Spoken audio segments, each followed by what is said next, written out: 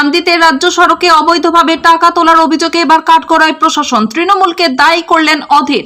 এলাকায় অবৈধভাবে চেকপোস্ট গড়ে তুলে রীতিমতো পুলিশকে সঙ্গে নিয়ে বিভিন্ন ট্রাক থেকে ২৫০০ থেকে ৩০০০ টাকা অবধি তোলার অভিযোগ এবার কান্দি বিএলআরওর বিরুদ্ধে। জেলা শাসকের কাছে লিখিত অভিযোগ জানালো বরঙ্গার এক স্বেচ্ছাসেবী সংগঠনের রাজ্য সহ সভাপতি।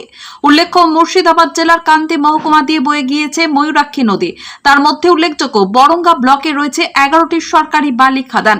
মাইন্স অ্যান্ড মিনারেল আইন মেনে এই সমস্ত ঘাটগুলিতে লোড দেওয়া হয়। যদিও বর্তমানে জেলা প্রশাসনের নির্দেশে বন্ধ রয়েছে বরঙ্গা ব্লকের ঘাটগুলি।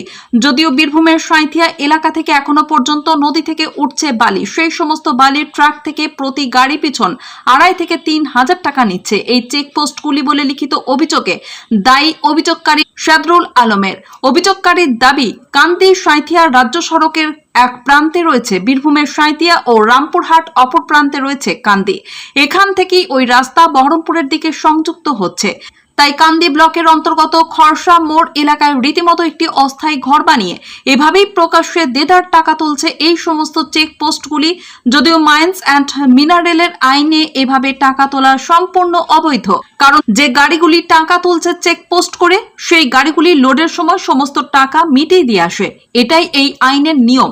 সেই আইনকে কার্যত বুড়ো আঙুল দেখিয়ে এভাবেই চেকপোস্ট চলার ঘটনা প্রকাশ্যে আসতেই ইতিমধ্যেই সরব হয়েছেন বহরমপুরের প্রাক্তন সাংসদ অধীর রঞ্জন চৌধুরী। প্রাক্তন বহরমপুর সাংসদ কংগ্রেস নেতা অধীর রঞ্জন চৌধুরী বলেন, এ আর নতুন কি, এগুলো হলো তৃণমূল নেতাদের টাকা তোলার এক একটি জায়গা। তৃণমূলের রাজত্বে এসব চলছে। আমরা এর প্রতিবাদ জানালে ব্যবস্থা নেওয়ার আশ্বাস দেওয়া হয়, কিন্তু কাজ হয় না। একটি চেকপোস্ট যেটা খরসা মোড়ে চলছে, ইতিমধ্যেই অভিযোগও করা হয়েছে লিখিতভাবে। দেখুন, এখানে তৃণমূলের নেতাদের সমস্ত পয়সা কামানোর এগুলো হচ্ছে কতগুলো ঠেক। তৃণমূলের নেতাদের পয়সা কামানোর কতগুলো জায়গা, এগুলো চেকপোস্ট কারা চালায় দেখবেন তৃণমূলের লোকরা, এবং পুলিশের মদতে চালায়। পুলিশ তৃণমূলের নেতা যোগসাজস করে অসাধু আধার তৈরি করে এই সমস্ত মানে ইললিগাল বিজনেস বলতে পারেন, এগুলো একটা বেআইনি কারবার চালাচ্ছে। সেই কারবারে সাধারণ মানুষ শিকার হচ্ছে। আমরা তার প্রতিবাদ নিশ্চয় করি। প্রশাসন আমাদেরকে বোঝানোর জন্য, সরকার আমাদেরকে বোঝানোর জন্য স্তোক বাক্য দেয়, কাজের কাজ কিছু হয় বলে আমি মনে করি না। বাবু যদি প্রমাণ করতে পারেন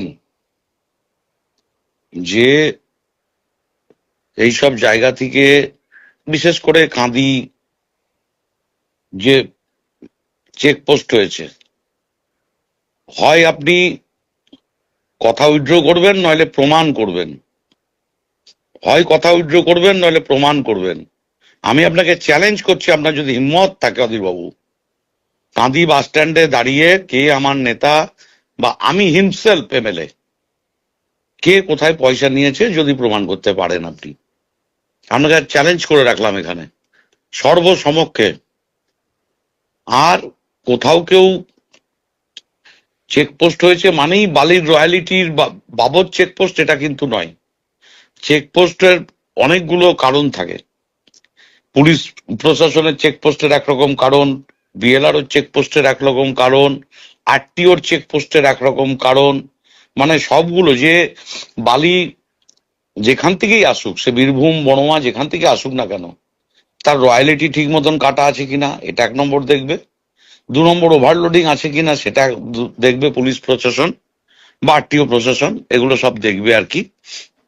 তাই খুব স্বাভাবিকভাবেই সেখানে যদি অনিয়ম হয়ে থাকে, নিশ্চিত আমি ডিস্ট্রিক্ট ম্যাজিস্ট্রেট আছেন, এসপি সাহেব আছেন, আমি তাদেরকে বলবো, হ্যাঁ, যে তাদেরকে নিশ্চিতভাবে, আগেও বলেছি আমি, হ্যাঁ, চিঠি দিয়ে বলেছি, ওই টিভির সামনে মুখ দেখিয়ে বলিনি, চিঠি দিয়েও বলেছি, এগুলোর নজর রাখা প্রয়োজন আছে। ঠিক আছে, ধন্যবাদ দাদা। যে চেকপোস্টটা রান করানো হচ্ছে, ঠিক আছে, এটা পুরোপুরি লিগাল। 15 ডিসেম্বর 2024 থেকে সম্ভবত 15th or 16th। এই ফান্ডিং এর ব্যাপারটা চলছে, যে এই টাকা নেওয়ার, যে চালান দেওয়ার বা যে ওপেন ক্যাশ নেওয়া হচ্ছে, এটা কি ওপেন ক্যাশ নেওয়া হচ্ছে না। রেট আমরা করছি, যে রেটগুলো করলে সেগুলো গ্রিপসে টাকা জমা দেওয়া হয়। এখানে ময়ূরাক্ষী নদীর উপরে 11টা ঘাট আছে, যে ঘাটগুলোকে এই টেন্ডারের মধ্য দিয়ে সরকার তাদেরকে 5 বছরের জন্য লিজ দিচ্ছে এবং তাদের কাছে একটা অ্যামাউন্ট তখন নিয়ে নিচ্ছে।